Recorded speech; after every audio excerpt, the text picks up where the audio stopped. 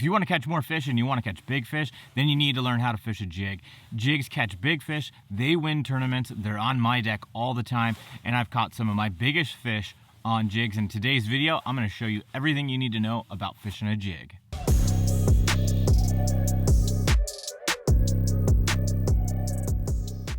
New bass fishermen always tend to gravitate towards a jig, but they don't end up fishing it right and they don't get a lot of bites and they put that jig away. But once you figure out how to fish a jig, it can easily become one of your favorite baits and one that you're going to on a regular basis. That's ultimately what happened with me. Is I wanted to catch fish on jigs, would fish it, never catch any fish on it, and then I'd put it away and go back to a finesse or a worm or something like that.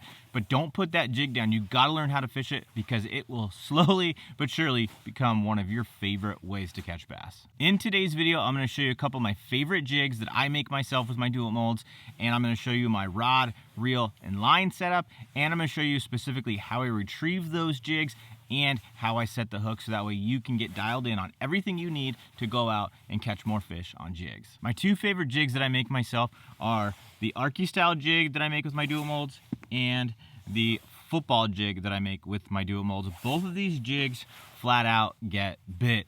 I've been catching fish on this football jig for a long time now, and it is probably my favorite jig mold that I have.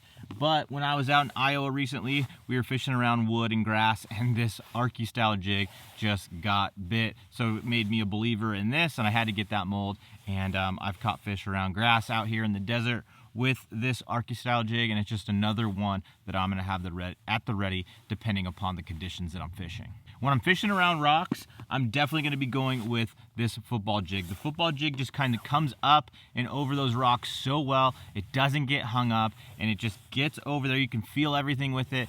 Pair it up with a good trailer and you're set. Now when you're around wood and you're around grass, that's when this arky style head will work better. The arky style head has a flatter head on it, and it kind of separates that grass. It doesn't drag through the grass, and then it comes up and over that piece of wood, so you don't end up getting hung up on it as much. The football jig I've just found doesn't come through wood as well as the arky style jig. So when I'm around grass and when I'm around wood, I'm going to arky style jigs, and then when I'm around that rock, I'm definitely gonna go with the football jig. Now when it comes to different colors for my jigs, I keep it pretty simple. My box pretty much always has different shades of green pumpkin and brown, and I usually put a little bit of purple in that green pumpkin and in that brown, and that's pretty much what I've got 99% of the time. If I'm going to a place where I don't know much about the lake, I'm definitely gonna have some dirty watercolors like a black and blue, black and red. Sometimes you go to a lake where they want a little bit of orange or something like that, so I might mix it up.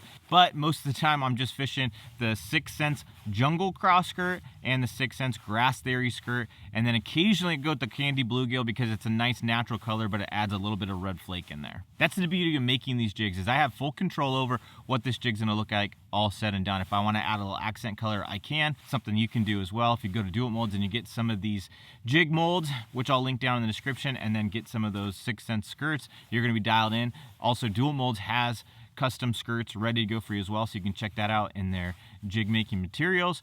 But that's usually what I do, is I have some of my Dual Mold stuff and some of my 6 cent stuff. I combine it and I feel like I get a great product. A couple jigs that I don't have in the boat right now that I would recommend if you don't make your own jigs is the 6 cents Divine Hybrid Jig and the 6 cents Ball Head Finesse Jig. That Ball Head Finesse Jig works as well out here at Lake Havasu. I fished it myself out here and caught some good smallmouth on that Ball Head Finesse Jig.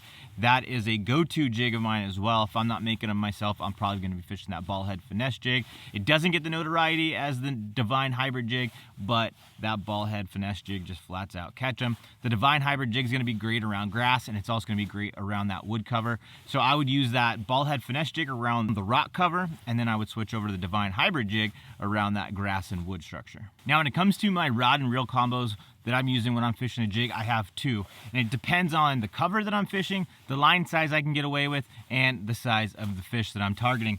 If I'm using a heavier jig or I have some super heavy cover, I am going to go with the 7.4 heavy action 6 cents unicorn rod. I got it paired up with 7.3-to-1 Daiwa Tatula SV and 15-pound test fluorocarbon. I know that might be light for some of you guys, but I fish gin clear water in a lot of situations, so getting as light of a line as possible is key. Now when it comes to like a 3/8 and a half ounce jig, I'm going to be primarily throwing it on the 7.3 medium heavy action 6 cents unicorn rod, and I got this one paired up with the 7.1 Daiwa Tatula SV TW. These reels are super light, this rod is super light, and it is just my go-to jig rod when I'm out here, especially in the desert. I like to throw 3/8 and a 1/2 ounce jig out here a lot, so this one works perfectly. I do have 12-pound test fluorocarbon on here as well, and I know that's super light for some of you guys, but I don't know, I feel like I get a lot of good bites and I don't break fish off out here at Lake Havasu using that 12-pound. I do pay attention to my line to make sure it doesn't have any nicks, and if I need to retie often, I will.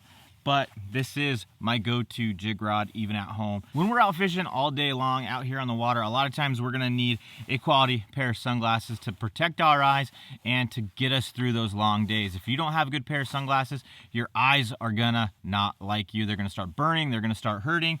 So you gotta pick up a pair of Waterland fishing optics. These are the slouch frames in the green mirror lenses, and these are an awesome one, and I've been wearing them all day long out here today at Lake Havasu. Head over to the Waterland website, waterlandco.com, use discount code LUNA15. It's going to save you 15% off. Now, when you're fishing a jig, one of the most important things that you can do is pair up the right trailer to that jig. There's 3 different types of trailers that are my go-tos: a craw style, a beaver style, and a double tail grub style trailer. The first one I want to show you guys is the 6 cent stroker craw. The 6 cent stroker craw is a double tail grub style trailer. You pair it up according to the color jig that you have.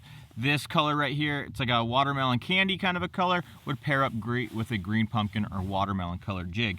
I like to use the double tail grub style trailers when the fish are super active, warmer water situations. Now in those colder water situations, I'm gonna go with the beaver style trailer like the 6 cent prawn. The 6 cent prawn is gonna put off less action, which is key in wintertime like we're out right here. And you know, I like to break off these claws just like that. It gives a little bit more action. Sometimes even in those warmer water situations, going to less action can be great in a tournament situation when there's a lot of boat pressure and you just need those extra bites and something that's putting off a lot of action or getting those fish to kind of move away, just too much for them. Another great trailer for those active fish situations is going to be the 6 cents bongo. That thing puts off a ton of action when you use it as a jig trailer. It's one that I've been experimenting with myself. I've caught fish on that 6 cents bongo, and it's something that I'm going to be playing around with. It's a new bait, so I don't have a ton of experience with it yet, but I know it's going to pair up really, really well. The third style jig trailer that I like to use is a craw style trailer. A craw style is one that doesn't put off a lot of action, and it has realistic looking claws like a crawfish does. The Dual Mold's Icraw is a great example, or the Katana Craw is another great example of a realistic plastic that you can pair up onto a jig. It has a lot of realism. A lot of times those craw specific style trailers aren't going to put off a ton of action, so they can be great in those pressure situations and great when you're in those colder water months. Now when you're fishing the jig, when you're actually making that cast and fishing the jig, the first thing that you need to focus on is making sure you're around cover. If you're fishing a jig and you're not around cover, then you're not going to get as many bites as you could. I like to fish it around rock, grass, and wood. Those are the primary places that I fish a jig. Like I said earlier in the video, that football head's gonna be great around the rock, and then that arky head's gonna be great around grass and wood. And then if you use the Divine hybrid jig, like I mentioned, that's gonna be great for grass and rock. And then if you use that ball head finesse jig, that's gonna be great for those rock situations. But no matter what the cover is, most of the time, I'm gonna be casting that jig out, and I'm going to be fishing it very, very slow. I'm gonna have 2 hands on my reel, and I'm gonna be dragging it very, very slowly. I'm gonna try to feel every single rock down there. Occasionally you might have to pop something loose, pop it out of that grass, pop it out of those rocks, but most of the time I'm fishing it very, very slowly. You wanna feel every blade of grass, every tree branch, every single rock, and if you focus on that, that is gonna give you insight into what's down there, and you're gonna be able to tell the difference between a rock and a bite, grass and a bite, wood and a bite. And those are the keys to getting those fish hooked, because a lot of times with the jig, the bites can be awesome where they're just smashing it. Other times they just pick it up and it just gets weightless all of a sudden. A lot of times that's how I catch them here at Lake Havasu, is I'm fishing that jig and then I feel it come off a rock and then it just goes weightless, and I know that a fish picked it up, and then it's time to go set the hook. Setting the hook with a jig is also something you have to do right. When you're fishing a jig, it's one of those baits that when you feel that bite, you want to set the hook. Occasionally when you're fishing for smallmouth, you might need to delay it a little bit because sometimes those smallmouth don't inhale that jig. They bite it and then they bite it and then you can set the hook. Sometimes you got to let them take it just a little bit when you're fishing around those smallmouth, but most of the time with largemouth, if they eat it, set that hook. And you need to set that hook hard. You got to drive that hook into the fish. You got to get through that weed guard and really get that hook into those fish. When you get a good hook set on a jig, those fish aren't coming off. You get a good gap right inside of that fish's mouth and that fish just is not coming off. If you set the hook hard and you set the hook at the right time, you're gonna have a lot better landing percentages. A jig is a bait that I always have on my deck out here at Lake Havasu. And if you wanna learn more about Lake Havasu, make sure to click on the video I have on the screen right now and it'll take you to one of my tournaments from out here at Lake Havasu.